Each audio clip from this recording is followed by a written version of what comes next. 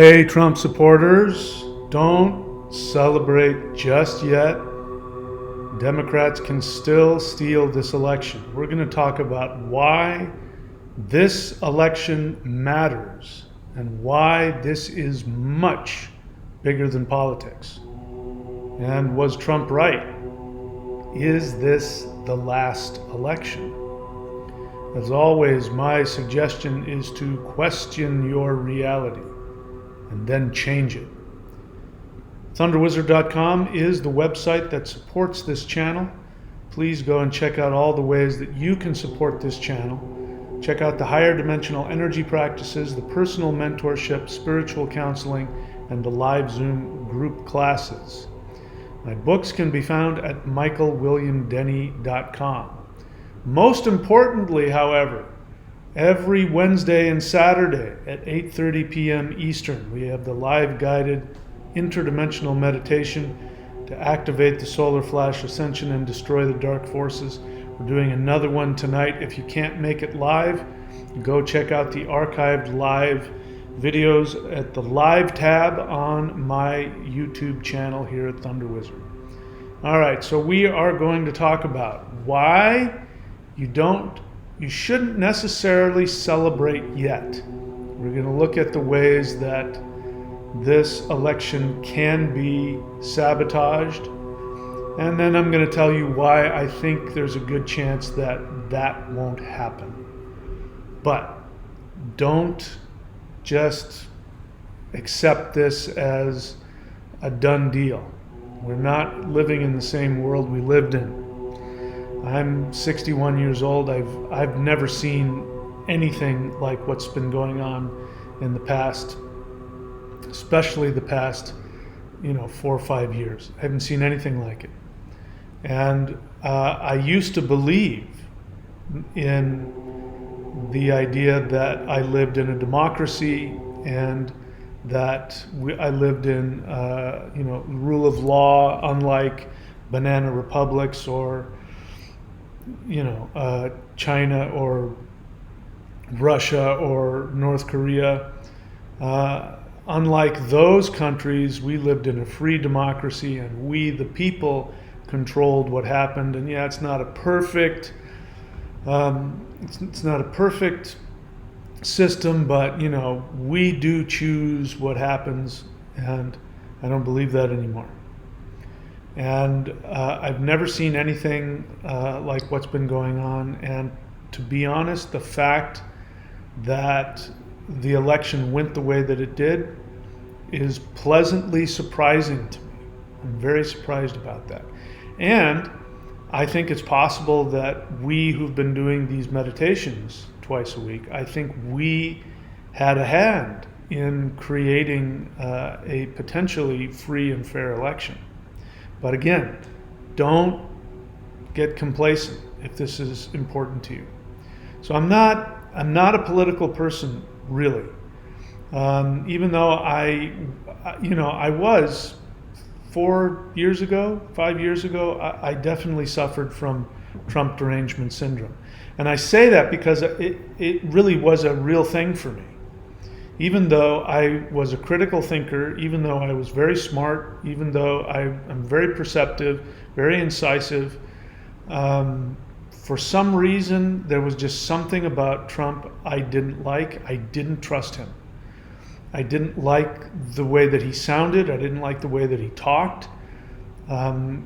He definitely wasn't a polished speaker. He didn't seem educated in politics or pretty much anything for that matter.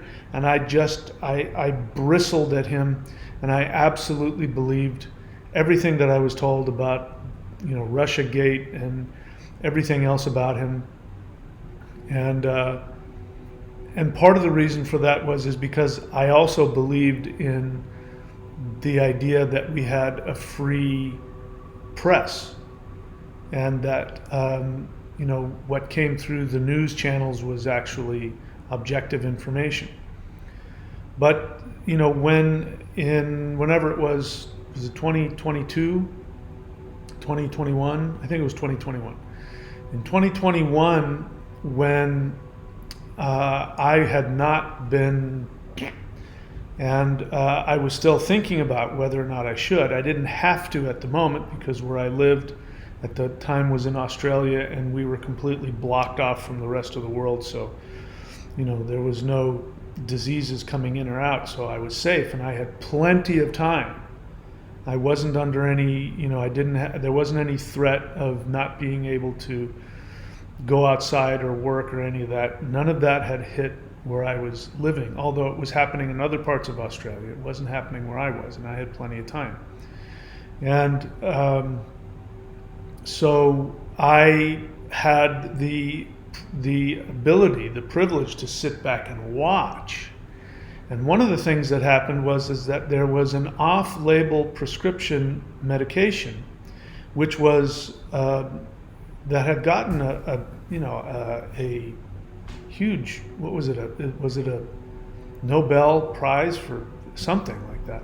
And it was less dangerous. It was safer than taking aspirin. It was literally one of the safest medications you could take. In fact, you couldn't OD on it. So I knew this about it. And there was a lot of promise that this medication was very helpful in curing certain viruses that were going around. And so I started looking into that, and immediately it became blackballed. Immediately it was touted as being very dangerous, that you could poison yourself with it. And then in Australia, it became illegal for doctors to prescribe this safer than aspirin medication that had real potential to save lives. And when I saw that, I realized that something was up. I realized that there really was something going on under the surface, and I had what people would call a red pill moment, and everything avalanched from there. Because I am a critical thinker, and because I did look into these things, and I did actually do what what the MSM tells you not to do, which is, whatever you do, don't do your own research. I did my own research, and I came to some conclusions that I was being lied to, and that there was a very negative, evil force trying to take over my thinking and take over our reality. And when the next time after that happened, I saw Trump talking, all of a sudden, he looked like a completely different person. I mean, he still wasn't polished. He still wasn't a good speaker. He still babbles on and on, kind of like I do. And still opinionated and full of himself. And, but all of a sudden, I saw him as a real person. I didn't see him as this evil, horrible demon person. I saw him as a real person. And I saw, at least, I started feeling that, he wasn't all the things that I thought he was. I thought he was this mentally ill narcissist, nutcase, and all of a sudden I just saw a human, and changed. And the thing that was strange about that was that it was as if I had woken up from some kind of hypnotic state, and I really kind of wondered, like, why did I hate him so badly? Because I'm not getting that vibe anymore. So that makes me wonder about a lot of things, which I'm not going to get into.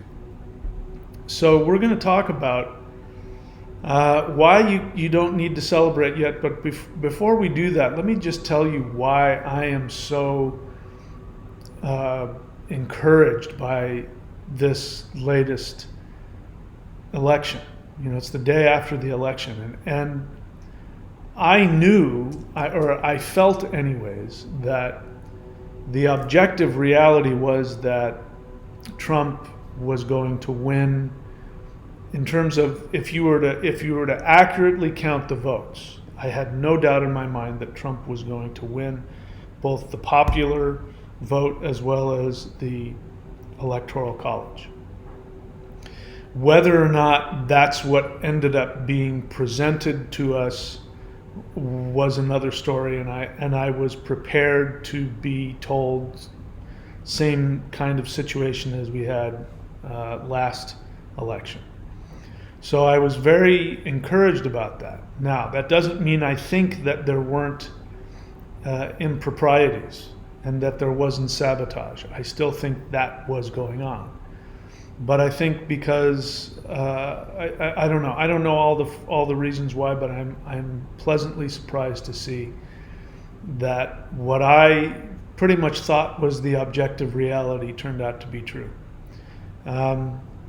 Whether or not I support Trump or not isn't the issue. I was interested in actual democracy. And that's really important because I've come to find out that this is my belief. I can't prove this, but I believe this. I believe that the two-party system is a scam. And, just to give you an idea, who was it? Was it Roosevelt? I think it was Roosevelt. Roosevelt, it's now against the law. It's now part of the, I don't know what amendment it is in the Constitution, but it's against the Constitution for a president to be elected more than twice. And that sounds good because the reasoning behind that is to prevent somebody becoming a dictator. Which doesn't make any sense because if he's being elected, it means that the population is choosing to elect this person as their leader. But on the surface, it sounds really good. We only allow somebody to be elected twice because then they can't get too much power. But the other reality is that it takes a president, especially if they're not a career politician, it takes them at least the first term to figure out what the hell is going on and to figure out what they're doing. And then they don't really get anything done until the second term, assuming they're able to get anything done. That's if you assume that the president actually has power to accomplish things. I've come to find out over the years that the American political system is set up so that nobody ever accomplishes anything, and there's a strange thing that happens, which is whichever party the president is that gets elected, the Congress ends up being dominated by the other party. So people will go in and vote, they'll split their vote between different parties. And I think the thought process is that so that democracy can happen and people can debate and work things out. But what ends up happening is that nothing gets done because no laws get passed, and there's just a stalemate going on all the time. And so what I've come to find out is that also that nobody gets even nominated by either one of the parties unless they happen to be following the donor class, the billionaire donor class that really is the one that makes all the decisions about who gets to be what. And so the whole idea of American democracy with a two-party system is really just it's a shell game to distract you, making you think you're picking between two different people who are honestly there with their with their own real desires and feelings and intentions, and that they are following the will of the people. And the truth of the matter is that the billionaire class that actually runs the government, the banks that run the government, because again, the United States government is funded by a private bank that lends them money at interest. And so if you don't think that bank isn't making all of the decisions, and isn't controlling who gets in and who doesn't get into government. And even if somebody gets into government, the assumption is that they have the freedom then to do what they want. And I don't think that's what happens. I think it's like the mafia. Once you get in, somebody shows up and says, okay, here's the real deal. And, the illusion that the elected officials, number one, are not corrupt to begin with and aren't supported financially and otherwise by the corporate billionaire elite, That's, I think, is an illusion. And but even if somebody gets in and is sincere, the idea that they can't be either threatened or bribed. And what's really interesting about the office of the president, at least up until this point, that presidents always do this weird thing once they get out of office. After they've been in for their 2 terms, they do this weird thing where they go and they create a library, and then they create a foundation. And so the idea is that they continue to serve the world, and they continue to serve democracy by having these international foundations where the billionaire donor class gives them millions, if not billions of dollars in their foundation, which then they go around the world and do things like supposedly build houses and give medicine and help promote democracy. And you find out that that's not what's going on. And you find out that, once presidents get out of office, they become billionaires themselves. And they become part of that donor class. And you see the strangest thing. If you've been around as long as I have, you've seen this, where you'll have 2 parties, 2 different presidential candidates, or who became president, who were absolutely at each other's throat. Clinton and Bush is a good example. Absolutely at each other's throat. And one of them, is about liberal freedom and democracy, and the other one is about conservative, fiscal, blah, blah, blah. And they hate each other, and they're at each other's throats, and you have to pick a side between these 2, completely supposedly polar opposite viewpoints, and every election is the most important election. And then 4 years later, you see them at big fundraising events, arm in arm, sitting next to each other, the best of friends. It's because they're part of the same clique. And all they're doing is they're auditioning. The election process is they are auditioning for you and for the donor class. They are auditioning to see which one is more popular. It's a popularity contest. They're auditioning for, I know, as an actor, I used to do this. You audition for a part in a movie or a part in, and there's a bunch of people up for that role, and you're at odds with them. And they beat you out, and they got, the role of King Lear, and you didn't. And, I've auditioned for a lot of movies, and I didn't get most of them. That's all that's happening. So the election process is a popularity contest, and the donor class sits back and goes, we've got both of these guys, because they do. They donate to both political campaigns. And if you don't think that they're not doing that to have influence, you're wrong. But the idea is beforehand, and I can't prove this, but I believe what's going on, is beforehand they sit them both down and say, so listen, we'll back whichever one of you guys wins, but whether you win or not, we're still with you. And if you play ball with us, afterwards we'll make sure that you're taken care of. Don't believe me? Find one politician that was elected president.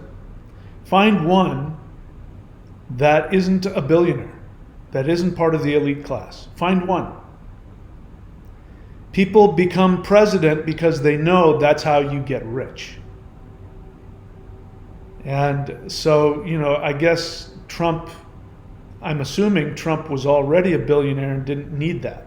So they couldn't buy him off. He was the only president, and one of the reasons I didn't trust him was because before he got elected the first time, somebody asked him, do you trust the intelligence community, meaning the CIA and the FBI? And he said, no. And I went off going, oh my God, he doesn't trust the most powerful intelligence agencies in the world that are protecting democracy. That was my thought. And then what ended up happening? Those same, even while he was president, those same intelligence communities tried to take him down, and we found out it was a lie. We found out Trumpgate was a lie. We found out all that stuff was a lie. So anyway, I'm getting off topic here. So I am very, very encouraged by this from a spiritual perspective, and here's why. What I find encouraging about this is that, sorry, I'm looking for my notes here, which aren't coming up.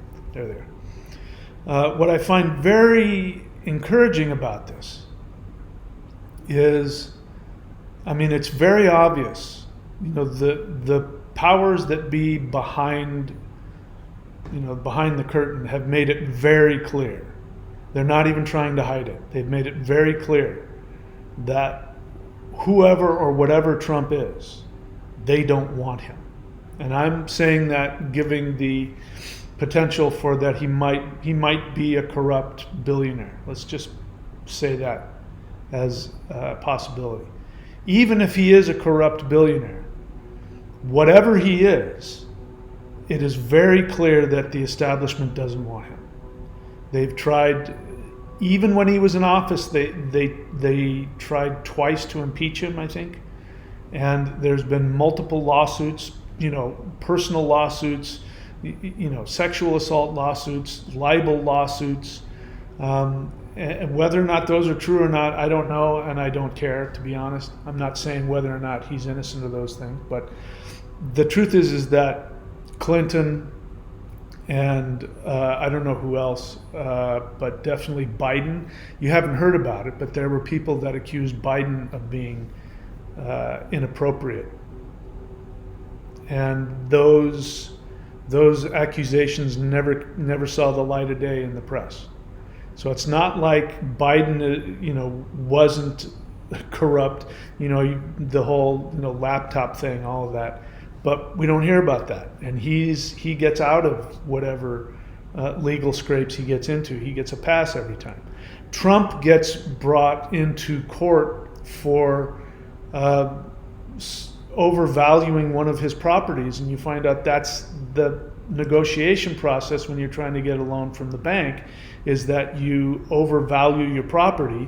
The bank goes in and looks at it, says, well, you said it's this much, but we think it's this much. And the person says, okay. And then they loan you the money. And he loaned them the money and paid them back with interest. And they still took him to court. They still tried to get him, so they're trying to, he's been shot at least twice, I think 3 times he's been, that we know of. Somebody's actually tried to put a bullet in his brain pan. And so this tells you that whatever he is, whether he's corrupt or not corrupt, I'm not saying one way or another, they don't want him. He's a threat to something. Now that gets my attention, knowing what I know now. And then on top of that, we have this him teaming up with people that I do have respect for. RFK Jr., Kennedy. I have tremendous respect for him as, what he did as a, I really respect what he's done as a lawyer, fighting against the corruption for protecting the environment. And his stance on, the medication thing I just talked about, his stance on that, his stance on health, and the corruption in the FDA and the CDC and all that stuff, and his clear understanding. Now, I don't agree with him on the Middle East. I think he's 100% wrong when it comes to his stance, at least on part of the Middle East issue, which I'm not going to get into. But they, again, the powers that be didn't want him around because he was a threat to Big Pharma, at the very least. And then Elon Musk. So Kennedy is apparently slated to be part of Trump's administration. Musk, who has been, I don't know about him. He may not be perfect either. Clearly, anybody that's got that much money, I have some doubts about. But one thing he has done is he has at least been a force for free speech. Again, how honest he is or how sincere he is or whatever, I'm not going to speculate. But the fact of the matter is that he has been a force for free speech. And he's going to apparently be part of the administration. And then Tulsi Gabbard, who ran for president, I think 4 years ago, as a Democrat, a lifelong Democrat. And she's left the Democrat Party and become a Republican. And to see this coalition of people from different backgrounds, and what I really loved about Kennedy teaming up with Trump is that Kennedy openly said, I want to create a coalition with him where I can openly and publicly disagree with him on the things that I vehemently disagree with him about, but come together on the things that are important. And the things that they both find important are things that are an absolute threat to the corporate donor class and their monopoly over our society. So I'm very, very encouraged to see that this completely unlikely team has come together. And the fact that it came together at all, the circumstances that brought about the consciousness in the world for people who aren't wrapped up in political parties and cliques. They're wrapped up in the truth and in exposure, the exposure of corruption, and to overcome that, and that people are willing to literally reach across huge divides in belief to come together on what's important. That is incredibly encouraging to me, and I've never seen anything like it. Never. And in fact, with this, I'm able to look back in retrospect, because hindsight is 20/20. And that's why I can tell you, based on this as well, I can look back and say this whole time it's been a farce. This whole idea of Trump versus, or it's not Trump, this Bush versus Gore, that the two battled between, the fascists and the liberals, and all that nonsense was created. It was a drama that was created because both of them are in the same club. Both of them hang out with the same people, and both of them have the same foundations that they use. And this is, I can't prove this, but this is my belief, that these presidential foundations that take in millions, if not billions of dollars, are actually just money laundering schemes for the rich. And the whole point of becoming president in the United States is so that you can become part of that class. And then after you do your 4 years or your 8 years of promoting their values behind the scenes and making laws behind the scenes and taking actions behind the scenes, most of the time in direct contrast to what you promised. Because one of the things about presidents is it's just well known that they either aren't able to fulfill their promises. They make all kinds of campaign promises, and then, I couldn't do it. There was gridlock in, Congress. There was gridlock. I couldn't get my ideas through. And the idea is it's set up that way. It's set up so that Congress is always half and half, or either, it's a Democrat Senate and a Republican House, or vice versa. And so nothing ever gets passed. It's set up that way. And then everybody complains about the political process, and you have to vote, and it's all nonsense. The people who have, by the way, and now I know, having been around long enough, and we've seen this, we saw this with whoever was running the NIH, whatever his name is, Fauci. Fauci's just one, but then you realize you've got all the unelected officials. You've got the head of the CIA, the head of the FBI.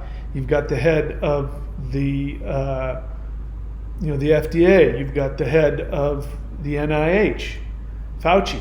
You've got all these people who are career bureaucrats who aren't elected.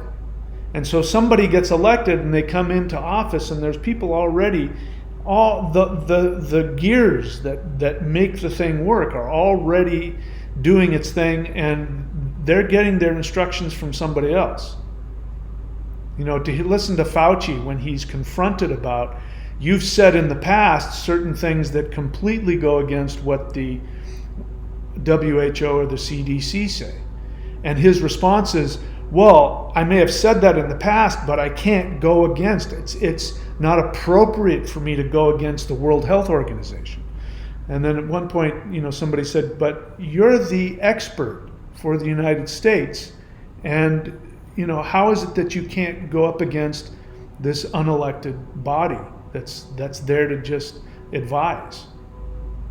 So it's very clear, it's been laid out bare that the United States government is not run by elected officials. So you have to dig deeper to see who's really running the thing.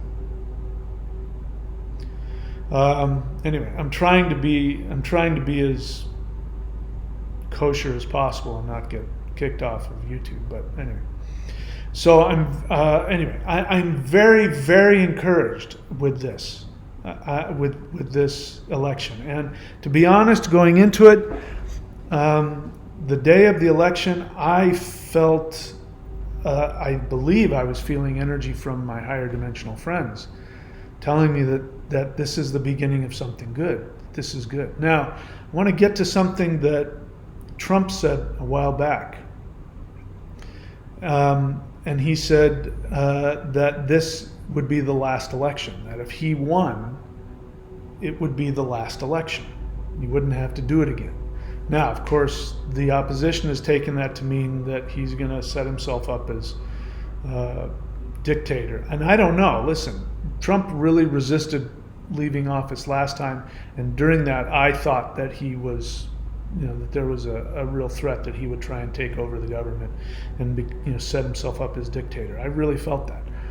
It's a little sketchy the way that he did that, and the way that he pressured Pence to not certify the election. But the truth is that he was just simply saying that Pence had the authority, and he did have the authority, to send it back to the states to be certified and verified.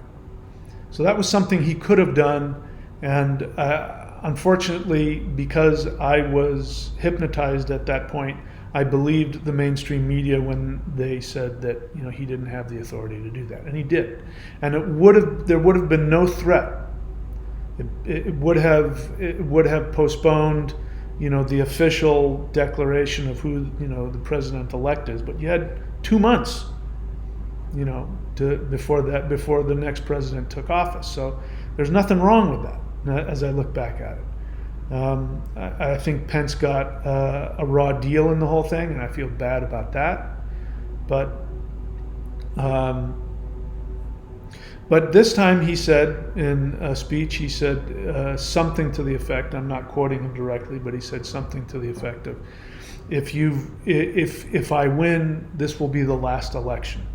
I'll fix it, it'll be fixed, and you'll never have to worry about these problems again. Now, I think that's a little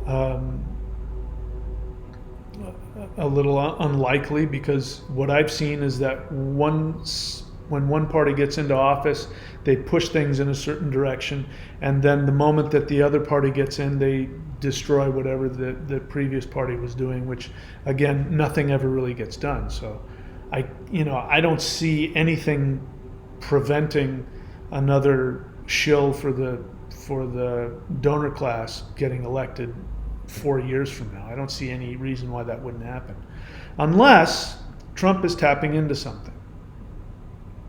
Because when he said that, this is going to be the last election, something in me said, yeah. And that's because I'm ready for this whole 3D thing to go away. I'm ready for this earth as we know it to be rewritten and thrown away. The whole idea of elections being run by a private bank who, you know, throws up a paper tiger of supposed government, and you find out that that's what's going on, and they're in control of these elections. They're in control of this supposed democratic government. I want to see the whole thing wiped off the face of the map. So I like that idea. I like it probably for a different reason than he does.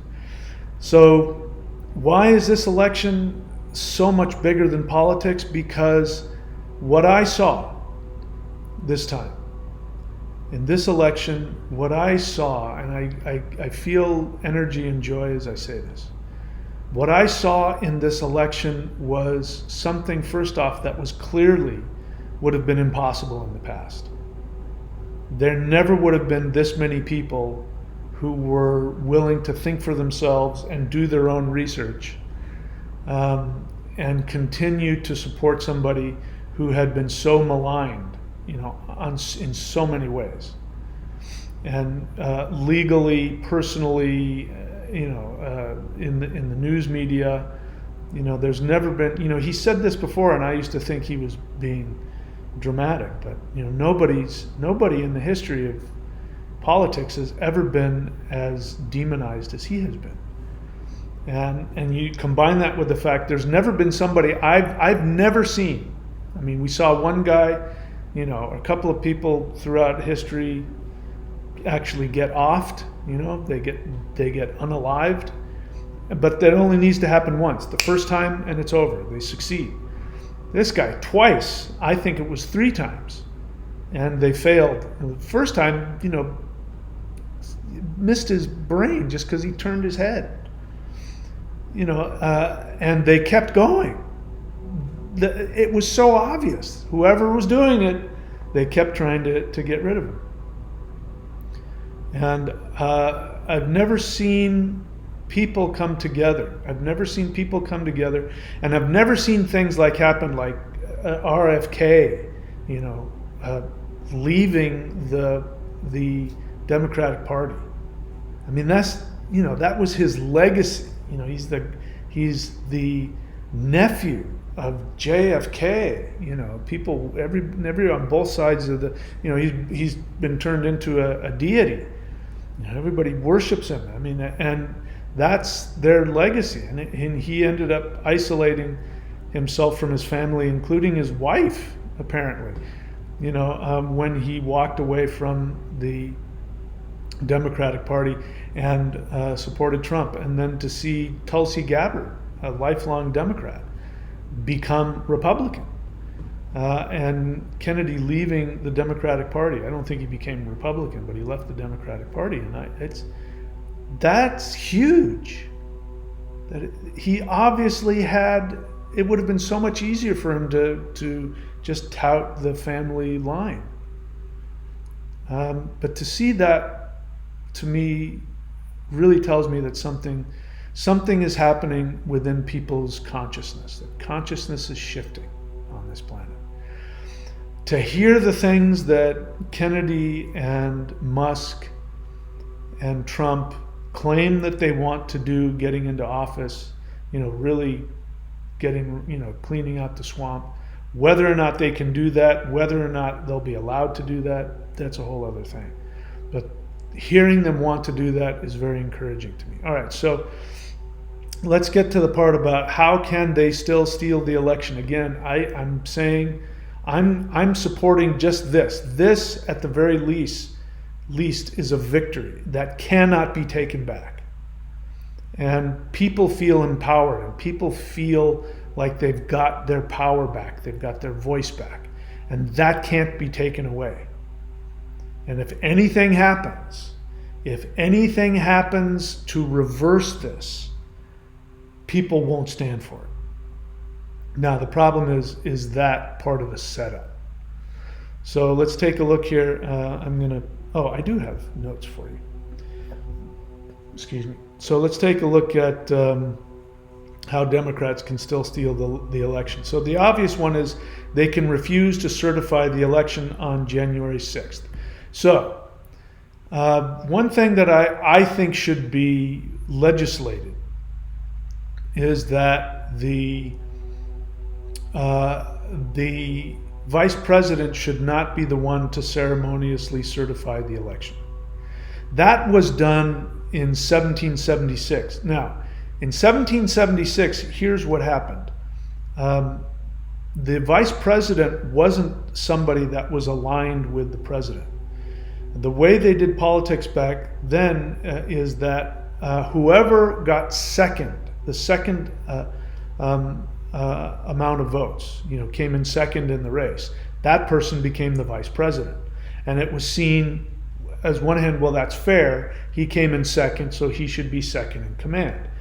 And at the same time, it was like, this will have a check and balance so that, there will be, debate and all of that.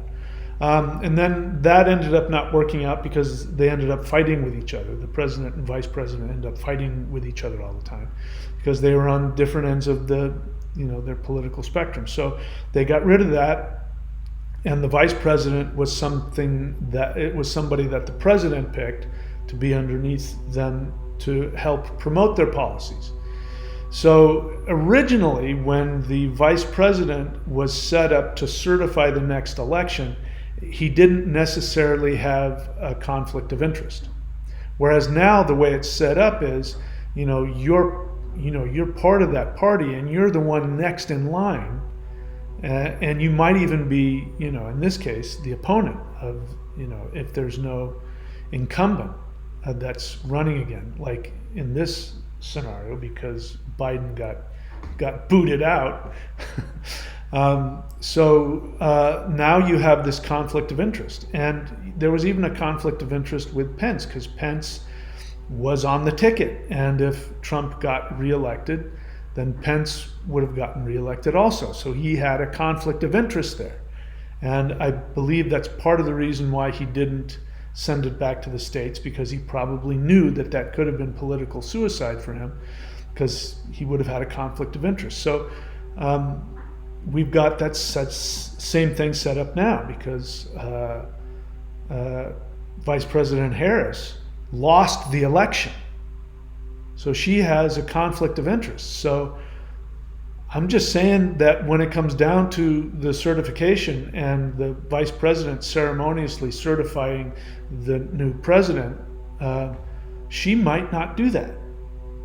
Now, ironically, this is going to be hard for her to do, because I just found this out today. I didn't know this, but as it turns out, because of what Trump did last time, where he was pressuring Pence to send it back to the states to be recounted and certified, and Pence didn't do that. That frightened the establishment so much that there was some law passed that the vice president, when he or she is ceremoniously certifying the election, they can't not certify the election and send it back to the states.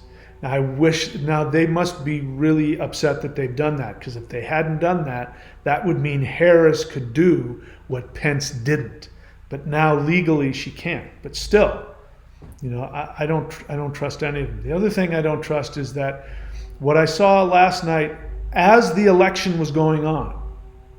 What happens on my YouTube feed is that ads will come up, and I see ads from both Trump and Harris, wanting you to donate to their political whatever, their party, their campaign. And what the strange thing happened is, during the election, while the votes were being counted, I saw an ad from Harris asking for donations for a legal fund, because she was saying Trump isn't going to support the election if I win. That's what she's saying. And so they're already gathering money for their legal team to fight this election. They're already doing that. Now, as I'm making this video, Harris has not, to my knowledge yet, conceded publicly. And the reason why is because they're still counting all the votes. Even though Trump has already, won, there's still a few states that haven't been counted up, which doesn't mean anything, because even if they go towards Harris, he's still won. But the fact that they're saying we have to wait till all the votes are counted, and so they're already, I guarantee you, If they haven't already done so while I'm making this video, they are planning at some point to find a way, if they can, to contest the election. Say that there's voter fraud, or that there was election interference by the Russians, or we got hacked by the Chinese, or they're gonna. I guarantee you, they're looking for that.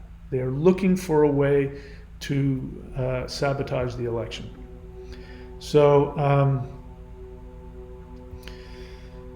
let's see, where am I? So the other thing is that you may have already heard. Don't count your eggs yet, because there's this thing called the 14th Amendment, Section 3, which was created after the Civil War, and it was created so that people who fought, like picked up guns and shot bullets at Union soldiers, that they wouldn't be allowed to serve in government public office. So they're going to say that, and they have been saying that Trump violated 14th Amendment Section 3 because they're saying that he instigated the supposed January 6th insurrection. Now, the truth is that that amendment was designed for people who actually, carried guns into battle. And Trump didn't do that, and nobody else did that. The only gun that was fired against a Trump supporter who was in the Capitol and was killed. She was shot and killed. Nobody else was shot and killed, and Trump didn't supply arms, nor did he carry arms into battle, so that doesn't apply to him. But they're going to tell you that it does. And so I think that is going to be, that might be taken to the Supreme Court. So let's see, what else? I already talked about all that stuff. But the last one is some kind of scenario where there's martial law is declared. So if Biden is given an opportunity to declare martial law, I think that is another way that can be used. How or why, I don't know. We've still got the potential fake alien invasion. There could be some war show up. There could be some terrorist act. There could be some act of nature. There could be something happen. There could be a comet striking the Earth. Who knows? But they were already setting things up to declare martial law, because they were setting us up to believe that if Trump didn't win, there was going to be civil war. So we don't know if some scenario could magically happen where they can activate martial law. So I'm telling you this because I believe, and I never would have thought this before, in previous times, in previous elections, I never would have thought this. But I honestly believe, and I can't prove it, but I honestly believe that there are, at the very least, there are meetings going on, if there haven't been scenarios played out, months in advance, if not years in advance, to find ways to prevent Trump from being certified. I mean, he still has to survive between now and January 6th anyway. So don't count your eggs; they haven't hatched yet. But having said that, even though having said that, I think it's important to stay positive and to focus on what is positive. And I do believe that there's a real possibility that energetically, spiritually, we have shifted. And I do believe that the Dark Force elites have been severely crippled and wounded. And I believe that it is very likely they may not be able to gather their forces. I think at the very least, it is absolutely clear, there was no doubt.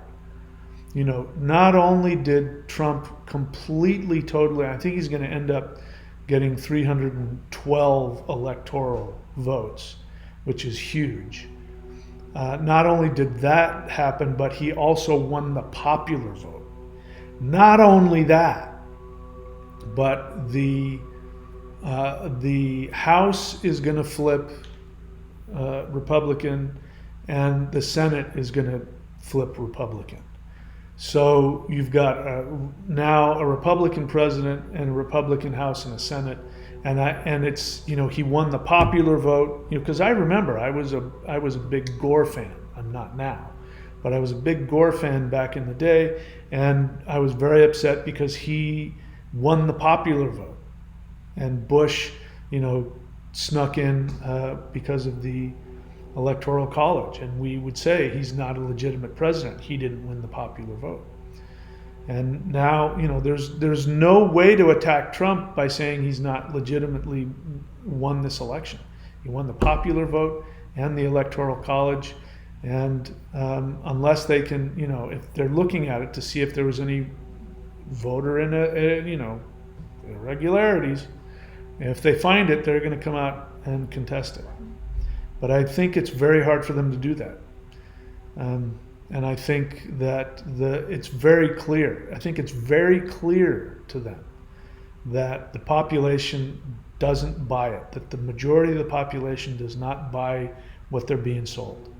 And that to me is very encouraging. So I'm going to keep focusing on that.